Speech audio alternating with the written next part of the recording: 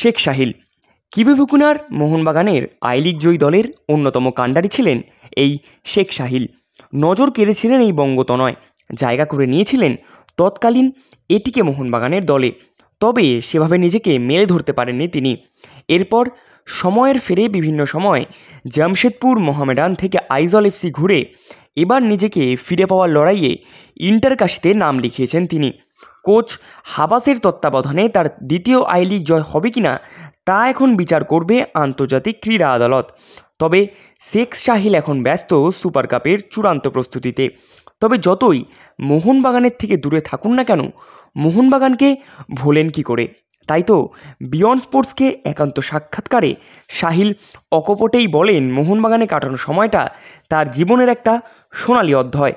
মোহনবাগান সমর্থকদের ভালোবাসা কখনো ভুলবেন না।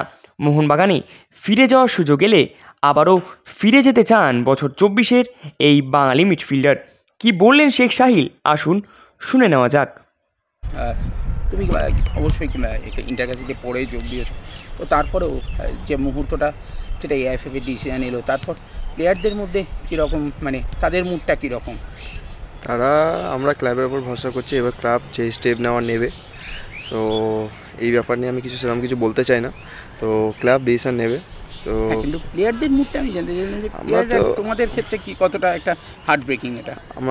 আমাদের তো একটা হার্ট ব্রেকিং আছেই, কারণ আমরা অনেক আশায় ছিলাম। দেন একটু তো হার্ট ব্রেকিং আছেই, অনেকটাই হার্ট ব্রেকিং আছে। তো ক্লাব পুরো ব্যাপারটা দেখছে, তো এটাই।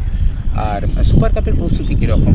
সুপার কাপে আমরা সবাই নিজেদের বেস্ট দিচ্ছি, সব যতগুলো প্লেয়ার আছে সবাই নিজের বেস্ট দিচ্ছে, নিজের 100% দিচ্ছে। আমরা অনেক ভালোভাবে প্রস্তুত করছি, ফোকাস করছি নেক্সট ম্যাচের জন্য, তো আমাদের বেস্ট দেবো।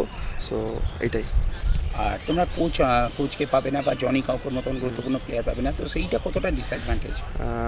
অনেকটাই মতলব কী বলবো, মানে কোচ ছাড়া, আমাদের হাবাস কোচ ছাড়া জনি কাউকে আমাদের মেন প্লেয়ার, সো ওকে ছাড়াও আমাদের মানে, বাট কী করবো, এটাই লাইফ।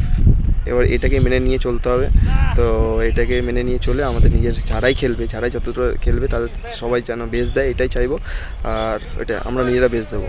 আর তোমার নিজের ক্ষেত্রে জানতে চাইবো যে মোহনবাগানে থেকে সেই সময় একটা বিশাল জায়গা, তারপর মানে তোমার কেরিয়ারটা তুমি কীভাবে দেখছো? সেটা একটা আলাদা সময় ছিল, এটা আমার মানে জীবনে একটা কী বলবো, একটা মানে সোনালি মুহূর্ত ছিল ওই সময়টা। তো ওই সময়টাকেও মিস করি, তো এটাই। এখন এটা নিয়ে চলতে হবে। এখন মোহনবাগান সমর্থকদেরকে মিস করো, সেই সময় যে একটা তোমাকে নিয়ে অনেক তারাই। একদম মোহনবাগানের সমর্থকদের ভালোবাসা আমি সারা জীবনও ভুলতে পারবো না। যতদিন বেঁচে থাকবো ততদিন মাথায় থাকবে। ভবিষ্যতেও কোনো দিন সুযোগ পেলে আবার ওখানে ফিরে যাওয়ার ইচ্ছা? অবশ্যই সুযোগ পেলে কেন যাবো না।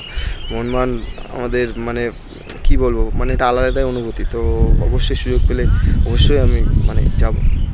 All the best for. Thank you.